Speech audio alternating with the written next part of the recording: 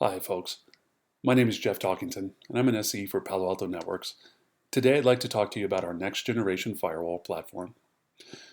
And we'll do a quick demonstration so I can show you what some of the capabilities are, the visibility that you can see, and really the power of our platform. So let's go ahead and dive right in. You'll see that I have two tabs here opened up. The one on the right is to one of our next generation firewalls. The one on the left is to Panorama, which is our management system. You'll see that the look and the feel between the two is pretty close. It's relatively the same. And this holds true for all of our platforms, all the way from our smallest branch firewall to our largest data center firewall, through our both virtual firewalls and our physical firewalls and our management system. The look and the feel is nearly identical through all of them. Now, what does that mean for you? What it means is that the learning curve for getting up to speed on a Palo Alto Networks platform is relatively small. As soon as you understand one, you understand all of them. Okay, so just to give you an illustration, the only difference between the firewall on the right and the management system on the left is this one Panorama tab, which are those things that are specific to our management system, our Panorama device. Okay, everything else is exactly the same.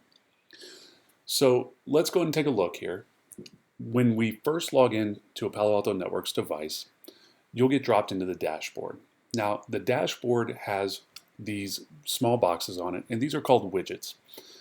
Now, with each person who logs in, each administrator, I'm able to set whatever widgets I want for my dashboard. And my dashboard is personalized to me. And every time I log out, come back in, my dashboard will look exactly the same. What is also great is if another administrator logs in, they can personalize their dashboard and we won't step on each other's toes. Okay, so I get one that looks the way I want it. Another administrator can have it look any way they want it. Okay, so for example, on my dashboard, there's a few things that I really like to see. One of them is this general information tab, which immediately tells me what my device name is, what the management IP address is, what my serial number is, what software version I'm running, all of that. So very quickly I can see this information. I also like having the high availability tab here, and when I can, I'll do the interfaces tab. We can probably see this on our other one.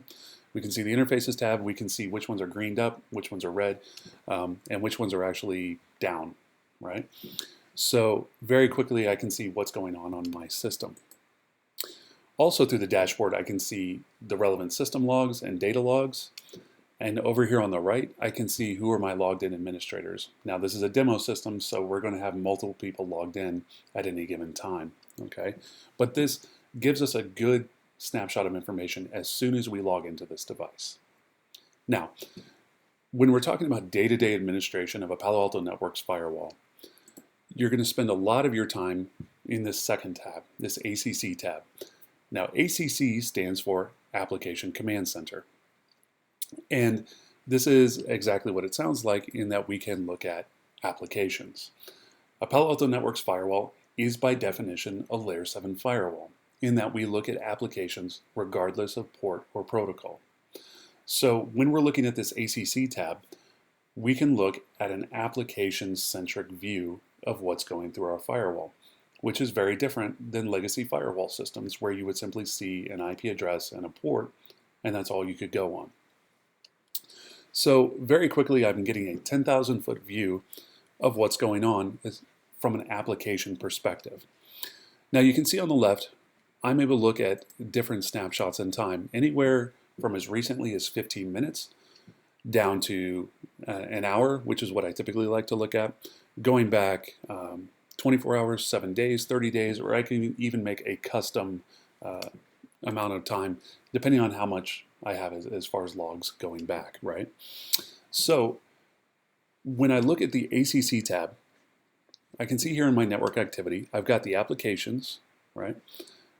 My user activity, so we can tie our firewalls into Active Directory, Exchange, Global Protect, which is our SSL VPN solution, We can even do things like Novell's eDirectory, Radius, LDAP. We have many options to be able to pull user ID information. So this is a very powerful tool to be able to see what users are going to what applications, okay? As I scroll down, I can also see what you would expect to see in a firewall, source IP and destination IP information as well. If I scroll even further down, I also can see source region and destination region. Now, this isn't just a nice little widget that shows us where the traffic is going to and coming from. This also gives us the ability to create policy later for where I expect traffic to go to and to come from, okay? This is about reducing my attack surface.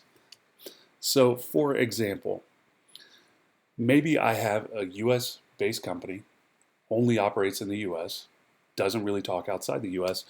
Do I expect to see traffic from China or the Republic of Korea? Probably not.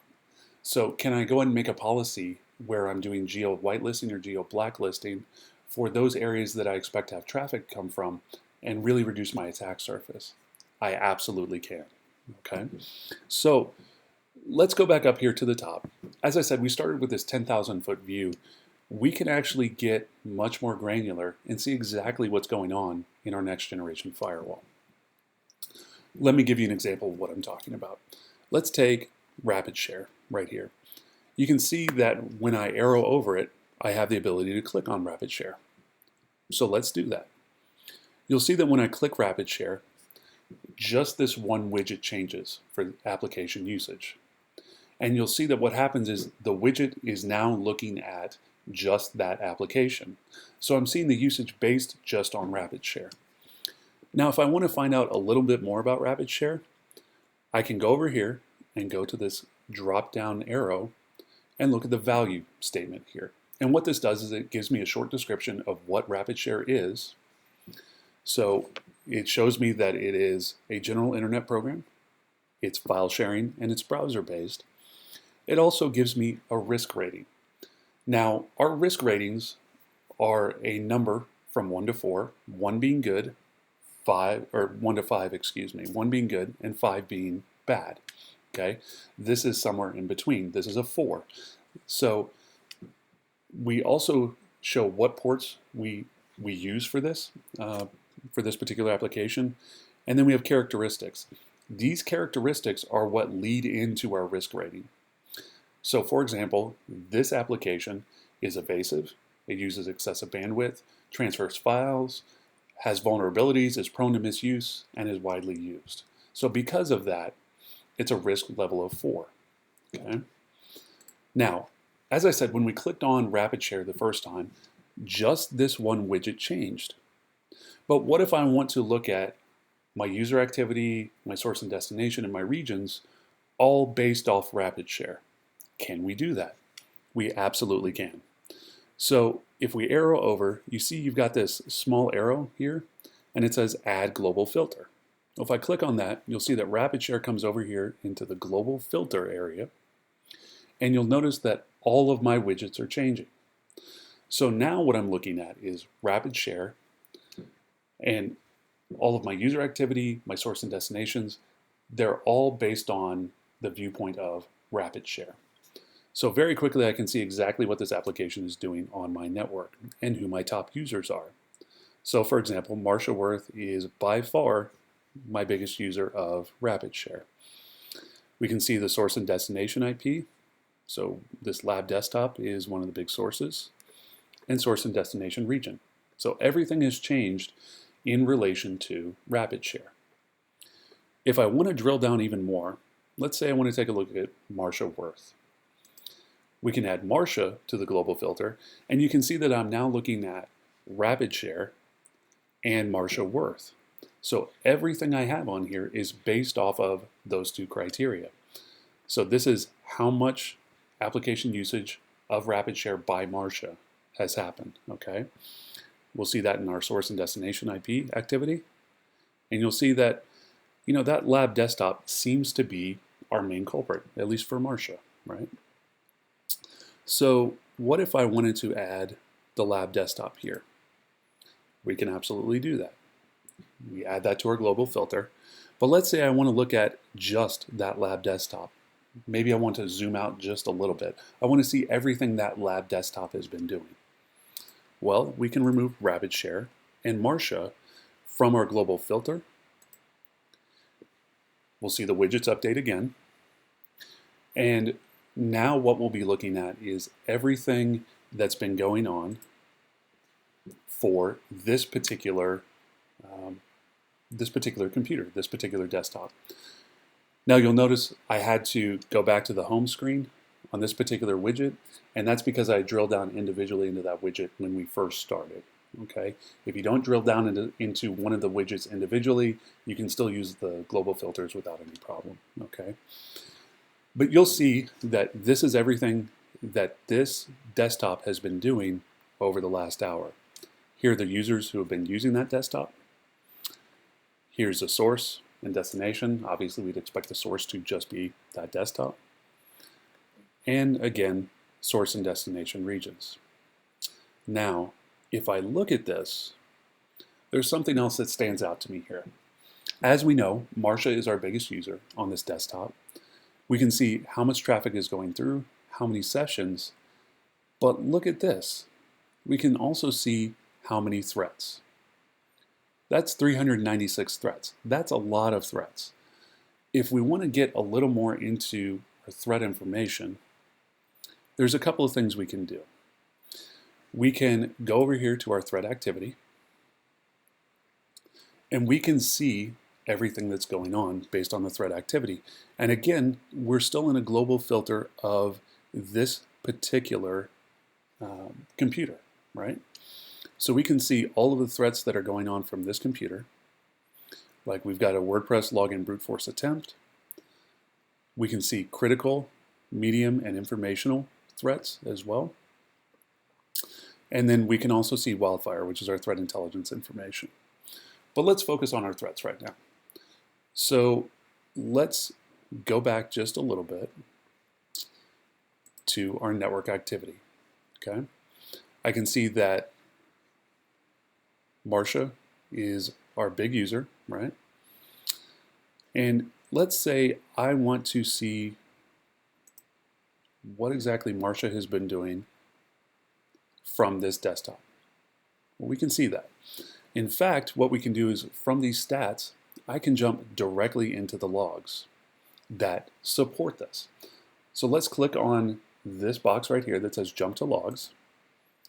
And what I can do is, based on what Marcia's been doing, we've gotten a lot of threats, right? So let's look at the threat logs that relate to what she's been doing. If I click on the threat logs, you will see that I've gotten popped out of the ACC tab, and I'm now in the Monitor tab. And this query at the top is automatically filled in with all of this information, right? So from this time frame, from this lab desktop, and for this user is all here. So I'm seeing all those correlated logs that have to do with Marcia, okay? So let's pick one of these here. I'm going to take one of my brute force attempts, and if I click on the magnifying glass right next to it, I can get a very detailed view within these logs. I can see exactly what's going on. Now the other great part of this is when I pull up the detailed log view, I can see all of the related logs for that session. So we have different log types, including standard traffic logs, threat logs, and I'll show you these on the side here, traffic, threat, URL filtering, so that's our web filtering. Wildfire submissions is those files that we believe to be malware that we send up to Wildfire, which is our threat intelligence cloud for inspection. Data filtering logs, and we even have a unified log, which includes all of these, the traffic, threat, and URL filtering logs all together in one, okay? But if I go to this detailed log view, you'll see that we have all of the information we could really possibly want here, including user ID, IP addresses, both source and destination, what the vulnerability was, the vulnerability type, our ID, the threat ID. And in fact, if we go to Palo Alto's threat vault, we can get even more information on what this threat is. But you'll see I've got my traffic log here showing the session information. I've got a URL log showing exactly where this person went to. This was web traffic, so we can see exactly the URL information. And here's our vulnerability log, or our threat log, showing what the vulnerability was. Now, on the left, do you see this green arrow here? Well, that green arrow under the PCAP header means we have a packet capture of this traffic. So if I pull this up, we can actually see the packet capture for this particular traffic. And this button here, this export button, means I can download it and I can open it up in a packet capture program like Wireshark, and I can take a look at that and really see what that traffic is. So what you've seen is that very quickly we've gone from a 10,000 foot view to a very granular view of our traffic, so we can see exactly what's going on. All right. Now, while we're looking at the logs, one of the other things I want to show you is this. It's our automated correlation engine. Now, what this is we take information that we call correlation objects. Correlation objects are those things that suggest, or those events that suggest, that an endpoint or a server is compromised. Things like a compromised activity sequence, right? Or wildfire C2. Wildfire C2 means we have a known command and control attempt to a wildfire or a threat intelligence cloud known command and control server. We see beacon detection, which is an endpoint reaching out to a command and control server. We see known exploit kit activity based on our threat information. Exploit kit activity with XOR obfuscated malware, or wildfire correlated C2 events. Okay, so those are our correlation objects, and based on those, we have what are called correlated events. Now, these correlated events are based on those criteria. We're saying that these endpoints likely are compromised based on the behavior that we're seeing. And because of that, we can see things like we will actually get this compromised host list here. So I can look at our compromised hosts. The compromised host takes all of that information and gives us a list of compromised hosts. Now, again, I'm still drilled down into Marsha's computer, but you can see based on that, it's a pretty good bet that Marsha's computer is compromised. If we clear all, I'm going to look at all of the hosts. And you can see here, Marsha's is probably one of the worst, but we've got several others that we're seeing unusual behavior, right? Those that are beaconing out to known command and control servers, those that we're seeing exploit kit activity on, wildfire, command and control, all of that, okay? So from an incident response standpoint, this would be the list that you would look at daily, right? If you have anything that's showing in this compromised host list, that should be your number one priority, okay? And very quickly, we're taking all of this information and giving you actionable intelligence to work from, okay? Finally, based on everything that we're seeing here, we can create policies just like you would a normal firewall. And for that, I'm going to jump over to one of the next generation firewalls. And we're going to take a look at the policies, just because there's a little more here that we can work with. All right. So I'm going to scroll down, and we're going to look at, let's take a look at this Facebook one. Now, one of the things you'll notice and how we're different than most other firewall vendors is that you can do everything in your policy in one line. So you're not having to do a separate policy for TCP and UDP. You're not having to do a separate policy for any of your advanced features. You're not having to do a separate policy for different users, okay? So let's jump into this, and I'll show you exactly what I'm talking about. Now, we can name our rule any way we want. We'll give it a rule type. In this case, we'll call it universal. We can throw a fairly large description on here so you can say exactly what the rule is and what you're doing with it. And we can create tags, and these are locally specific tags that help you really identify what this rule is, and we can classify rules based off of that. It just makes them easier to read within the firewall policy. We can select a source. We can do any if we want, or we can do individual zones. We can create policy based on users. So remember I said that we can pull user information from Active Directory, LDAP, Radius, Exchange, eDirectory, whatever.